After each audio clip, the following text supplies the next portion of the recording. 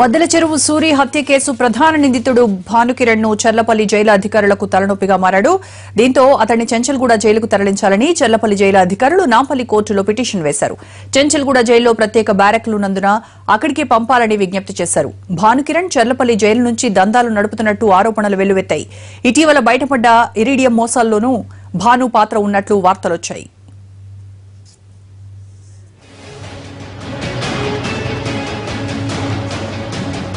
దీనిపై మరిన్ని వివరాలు మా ప్రతినిధి శర్మ అడుగుదాం. శర్మ, ఎందుకు చర్లపల్లి జైలు అధికారులు భానును పంపేయాలని చూస్తున్నారు? మద్దెల చెరువు సూరి హత్య కేసులో భానుకిరణ్ అరెస్ట్ అయిన తర్వాత చర్లపల్లి జైల్లోనే ఉంచారు. 4 ఏళ్లుగా అతడు చర్లపల్లి జైల్లో ఉన్నప్పటి నుంచి వివాదాలకు కేర్ ఆఫ్ అడ్రస్ గా చర్లపల్లి జైలు మారిపోయింది. జైలు కేంద్రంగా చేసుకుని భానుకిరణ్ అనేక కార్యకలాపాలకు పాల్పడుతున్నాడన్నది ప్రధానమైనటువంటి ఆరోపణ. తాజాగా మొన్న ఒక ఇరీడియం కేసులో కూడా భానుకిరణే వెనక ఉండి ఆ గ్యాంగ్ తో కోట్ల రూపాయలు కొల్లగొట్టాడన్న దానికి సంబంధించి కూడా ప్రస్తుతం విచారణ జరుగుతోంది.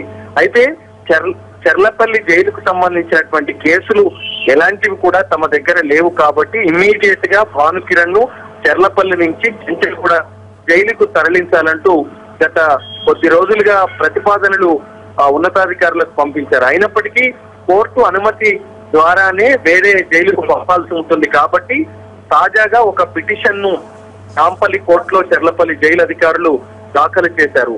వెంటనే అతన్ని ఇక్కడి నుంచి పంపాల్సి ఉంది. ఎందుకంటే చెంచల్గూడ జైల్లో గతంలో బ్యారకులు లేని కారణంగా చర్లపల్లి జైల్లో అతన్ని ఉంచారు. అతనికి తగిన ప్రస్తుతం మానస బ్యారక్ లో అతనికి అనేక సౌకర్యాలు కూడా ఏర్పాటు చేశాం. డబల్ లాకప్ లో అతన్ని ఉంచాం. కానీ ఇప్పుడు వివాదాలకు కేర్ ఆఫ్ అడ్రస్ గా మారిపోయాడు కాబట్టి అతన్ని ఇమీడియట్ గా మార్చాలి. చెంచల్గూడ జైల్లో కూడా దాదాపు 200 బ్యారక్కులు ఉన్నాయి.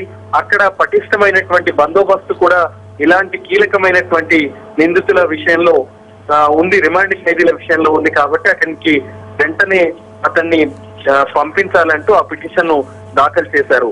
మరి దీనికి సంబంధించి ఎంఎస్జే కోర్టులో విచారణకు వచ్చింది. రేపు మరోసారి విచారణకు వచ్చేటువంటి అవకాశం ఉంది. స్వయంగా చర్లపల్లి జైలు సూపరింటెండెంట్ ఇక్కడికి వచ్చి ఆయన తన లాయర్ ద్వారా, పబ్లిక్ ప్రాసిక్యూటర్ ద్వారా ఆ విషయాన్ని కోర్టు న్యాయమూర్తి దృష్టికి తీసుకువచ్చేటువంటి అవకాశం కనిపిస్తుంది. మరికొద్ది రోజుల్లోనే మరి కోర్టు అనుమతిస్తే చెంచల్గూడ జైలుకు భానుకిరణ్ ను తరలించేటువంటి అవకాశం కూడా మనకు కనిపిస్తుంది. రాజ్ శర్మ.